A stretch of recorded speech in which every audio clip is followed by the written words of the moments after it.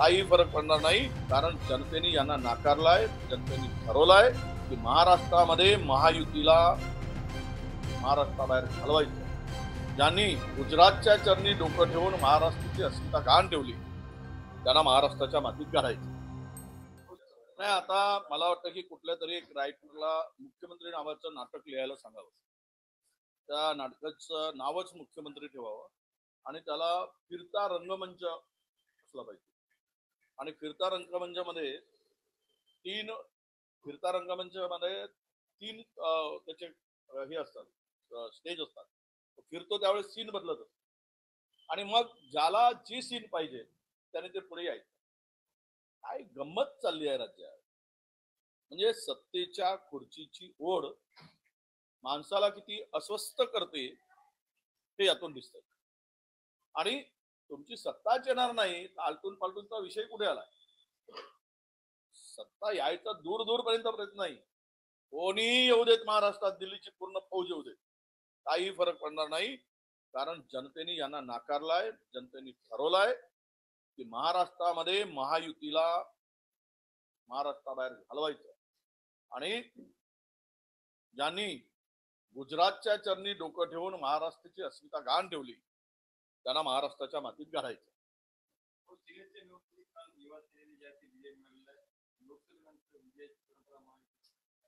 महाविकास आघाडीच्याच बाजूने कौल आहे.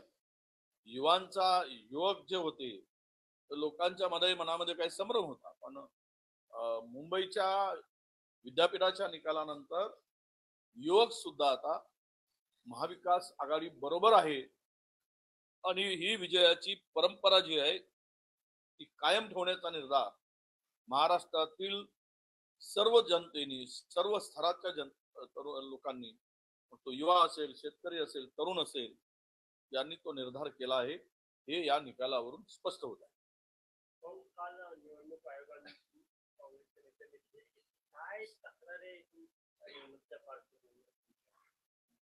तक्रार आमची काही नाही. आम्ही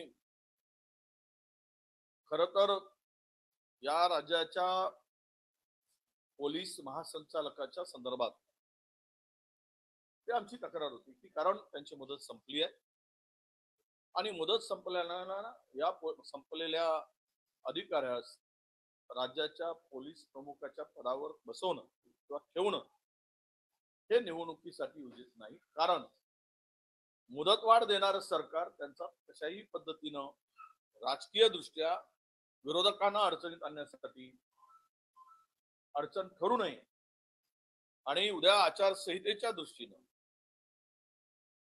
निवडणूक लागल्यानंतर त्या पदावर बसलेली व्यक्ती ही मुदतवाढ दिलेली नसावी, हे आमची स्पष्टपणे मागणी होती. म्हणून निवडणूक आयोगाकडे यांना त्या ठिकाणी ठेवू नये अशी मागणी काँग्रेस निवडणूक आयोगाने नाराजी केली की मुख्य सचिवांनी निवडणूक पूर्व बदलांचं आवाहन केलं नाही. काय वाटतं? नाही, हे सगळंच घोळ आहे. कोणाचा पायपोस कोणाच्या पायात नाही. सगळं नियमबाह्य आहे. सरकार नियमबाह्य, त्यांचं काम नियमबाह्य, ठेके नियमबाह्य आहे, बदल्या नियमबाह्य चालले.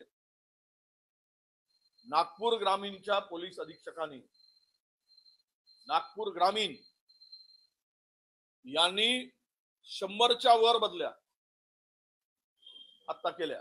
त्यातील 50% बदल्या अशा आहेत की 6 महिने, 3 महिने, 4 महिने, वर्षभर कोणी अधिकार दिला इतक्या मोठ्या बदल्या करायचा. आणि आपण त्यांच्या आणि हे IPS अधिकारी इतके मला वाटतं मिंदे झाले. हे महाराष्ट्राने काही अधिकारी, सर्व नाही, हे महाराष्ट्र बघतोय.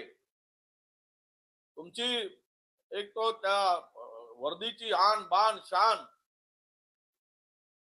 हे वेगळी होती, पण ते महाराष्ट्रात आता आम्हाला वेगळं बघायला मिळतोय. हे दुर्दैव आहे महाराष्ट्राचं, असं मी मानतो. कोणत्या बंगल्यासाठी 100 कोटीचा एक प्रपोजल म्हणजे प्रेझेंटेशन देण्यात आलं, असं म्हणणं की तिथे शिवनगरी देखील उभारली जाईल.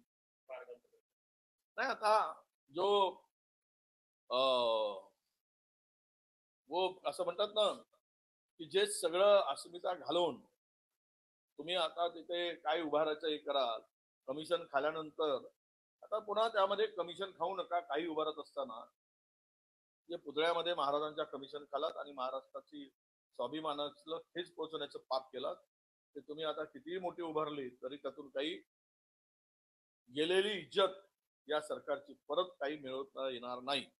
धर्मवीर 2 चित्रपट आला त्याच्यामधला एक डायलॉग जो आहे त्याच्यावरून अनेक प्रश्न आहे त्यामध्ये त्या डायलॉग मध्ये एकनाथ शिंदे हे दिल्लीनं विचारतात की राज ठाकरे हे वारसदार बनू शकले नसते का.